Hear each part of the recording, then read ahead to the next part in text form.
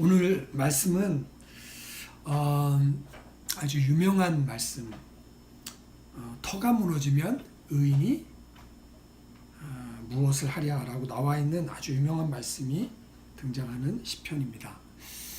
시편 11편과 12편은 엄밀하게 말하면 좀 떨어져 있는데, 오늘 제가 볼 때 주제상으로 이렇게 통하는 부분이 있어서, 어차피 저희가 주일날 하루를 안 하기 때문에 이게 하루가 빠지거든요. 그래서 어느 날인가는 합쳐야 되잖아요. 그래서 오늘 합치기로 했습니다. 네. 자, 오늘 말씀의 제목은 의인의 안전지대, 이렇게 잡아봤습니다. 4절 말씀에 보면 터가 무너지면 의인이 무엇을 하랴라고 해서, 그냥 한글 성경으로 읽을 때만 읽으면 터가 무너지면 이라는 조건으로 나와 있는 것 같지만, 영어 성경으로 보면 3절이네요. 예. The foundation of law and order have collapsed. 그게 이미 무너졌다는 얘기입니다. The foundation of law, 이게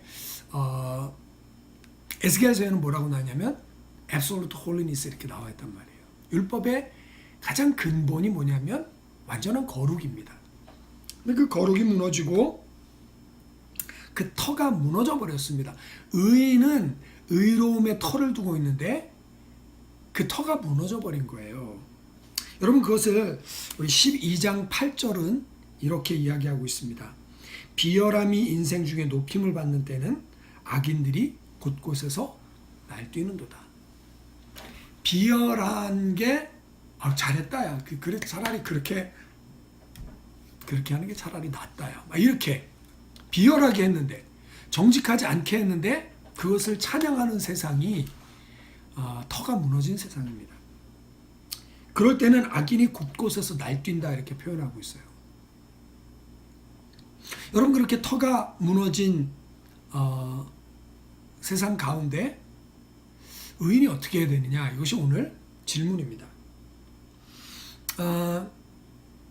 12장 2절 말씀에 보면 이렇게 나와 있습니다.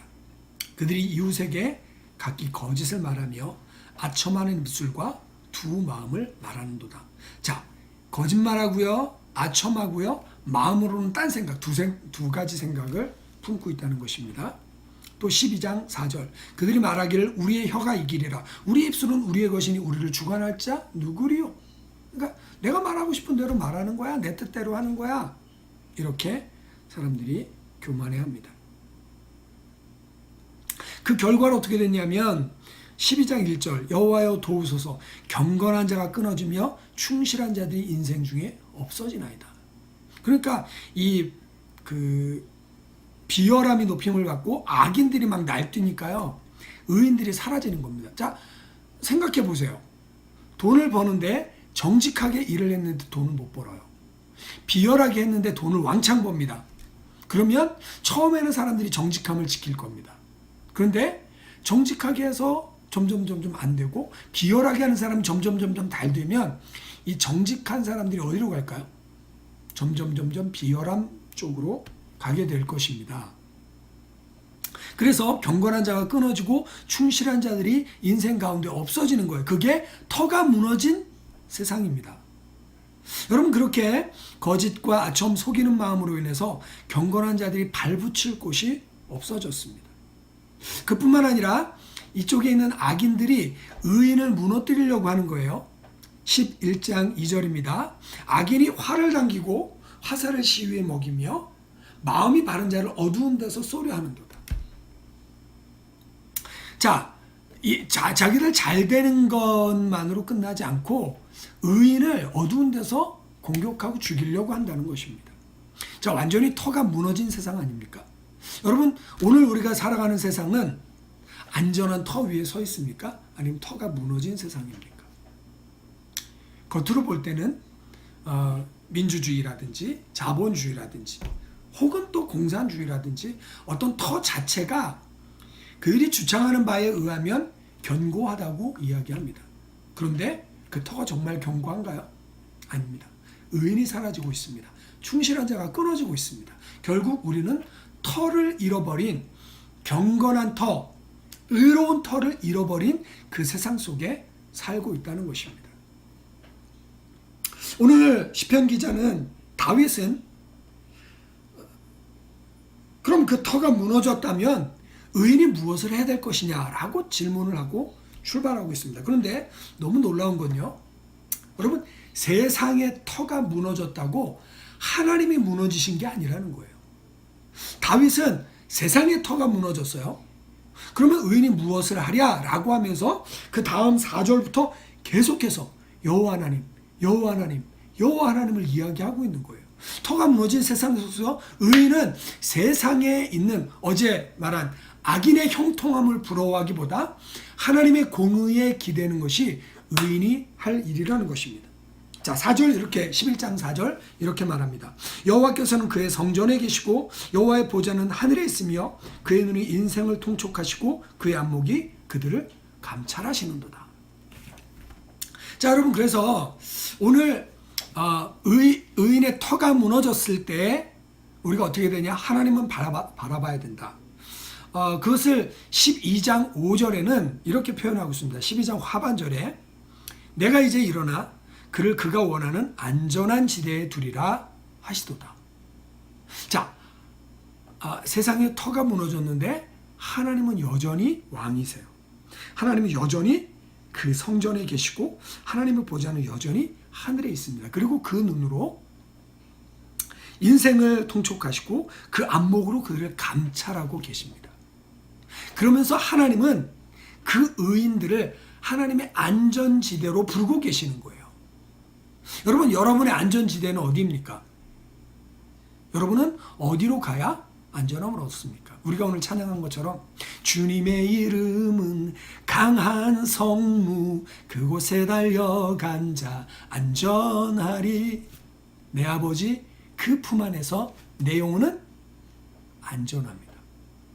여러분, 우리의 안전의 터는 세상의 법이 아니에요. 세상의 돈이 아닙니다. 세상의 명예가 아닙니다. 우리의 터는 하나님 그분입니다. 그러면 오늘 하나님은 그분을 안전지대라 소개하고 있는데, 그럼 안전지대이신 하나님은 어떤 분이시냐? 첫 번째, 하나님은 약속을 지키시는 분입니다. 어떤 약속이냐면 하나님을 향해 피하러 온 백성을 지키는 약속을 갖고 있습니다. 여러분, 그래서 12장 5절부터 보면 이렇게 되어 있습니다. 여호와의 말씀에 가련한 자들의 눌림과 궁핍한 자들의 탄식으로 말미암아 이제 내가 일어나겠다. 자, 그러니까 가련한 자들이 눌릴 때, 궁핍한 자들이 그것으로 인해서 하나님을 찾을 때에 하나님이 그들을 기억하시고 그들에게 오시겠다 말씀하시는 겁니다. 여러분, 출애굽기가 시작되는 1장, 2장에 아주 반복적으로 표현되는 것이 있는데, 그게 뭐냐면 여호와께서 그의 부르짖음을 들으시고 그들에게 했던 약속을 기억하셨다, 이렇게 말씀하고 있습니다. 여러분, 부르짖지 않으면 하나님이 일하실 수 있는 근거가 없어요. 그런데 의인이, 가난한 자가, 궁핍한 자가, 가련한 자가 하나님을 향해 부르짖으면 하나님께서 약속하시는 거예요. 왜냐하면 히브리서 13장에 보니까 내가 너희를 홀로 두지 않고 내가 너희를 결코 떠나지 않겠다 약속하셨어요. 여러분, 그렇게 약속하신 하나님은 우리가 부르면, 우리가 도움을 요청하면 하나님은 우리에게 오시는 겁니다. 여러분, 그러니까 이 세상에 터가 무너졌다고 우리의 터가 다 무너진 게 아니에요. 여러분이 이 세상에 돈이 다 했다고 여러분이 무너진 게 아닙니다. 우리가 하나님께 부르짖으면 하나님께서 기억하시고 돌아오십니다. 무엇을 기억하냐면 그분의 약속을 기억하시는 겁니다. 여러분, 6절, 12장 6절 말씀은 여호와의 말씀은 이렇게 나와 있는데, 영어 성경으로 보면 The Lord's Promise 이렇게 표현하고 있단 말이에요. 그러니까 하나님의 약속은 이렇게 표현합니다. 그 약속은 뭐라고요? 내가 너희를 떠나지 않고 내가 너희를 결코 홀로 두지 않겠다라고 약속하신. 그래서 환난 날에 나를 부르라, 내가 너를 건지리니 내가 나를 영화롭게 하리로다. 여러분, 그러니까 환난 날에 부르라고 말씀하신 하나님, 내가 너를 떠나지 않겠다, 내가 너를 버리지 않겠다, 약속하신 그 하나님의 약속은 순결하고요. 흙 도가니에 7번 단련한 은과 같이 변개될 수가 없는 거예요. 그 말씀 그대로 하나님이 이루시는 겁니다. 자, 그러니까 우리의 안전지대이신 하나님, 첫 번째 하나님의 약속은 하나님께 피하는 자들을 지키신다 말씀하고 있는 줄 믿습니다. 11장 7절 말씀에 보니까 여호와는 의로사 의로운 일을 좋아하시나니 정직한 자는 그의 얼굴을 배우리라 말씀하고 있습니다. 자, 두 번째, 하나님께서는 다스리고 계시다는 거예요. 우리가 안전지대로 삼고 있는 그 하나님이 다스리십니다. 그 하나님은 어떻게 다스리십니까? 우리가 아까 읽었던 4절, 11장 4절. 여호와는 그분의 성전에 계십니다. 여호와의 보좌는 하늘에 있고요. 그의 눈은 인생을 통촉하시고 그의 안목이 그들을 감찰하시는데, 영어 성경으로 보면 5절 말씀, 여호와는 의인을 감찰하시고 악인과 폭력을 좋아하는 자를 마음에 미워하신다. 영어 성경으로 보니까 the Lord examines both the righteous and the wicked. 하나님의 눈이 의로운 사람과 악한 사람을 다 보고 있다는 거예요. 그래서 의로운 사람의 부르짖음에는 귀를 기울이시고, 베드로전서 말씀, 하나님의 눈은 의인을 향하시고 하나님의 귀는 의인의 부르짖음에 응답하시는 거예요. 그리고 악한 자들을 향해서는 하나님께서 그 마음의 악한 자들을 미워하신다. 11장 5절에 말하고 있고요. 12장 3절에는 여호와께서 모든 아첨하는 입술과 자랑하는 혀를 끊으시겠다 말씀하고 있습니다. 11장 6절에는 악인에게 그물을 던지시리니 불과 유황과 태우는 바람이 그들의 잔에 소득이 되리로다. 여러분, 지금 하나님을 의뢰하는 자는 안전하다 말씀하고 계시고요.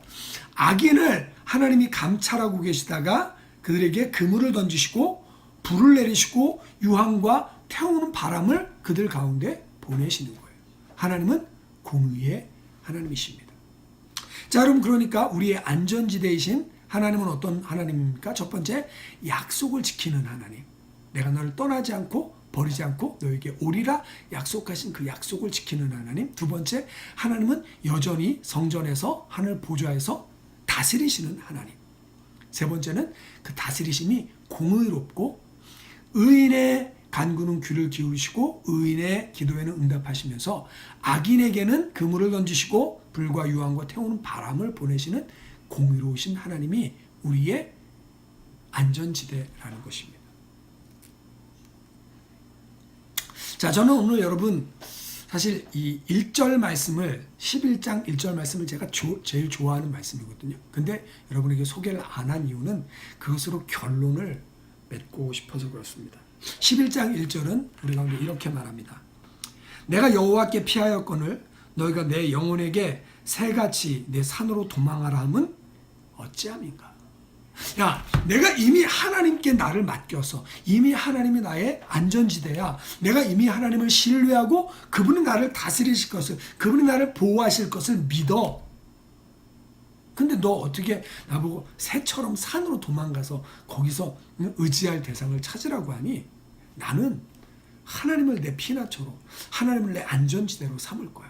내가 여호와께 피하겠다라고 다윗은 고백하는 것입니다.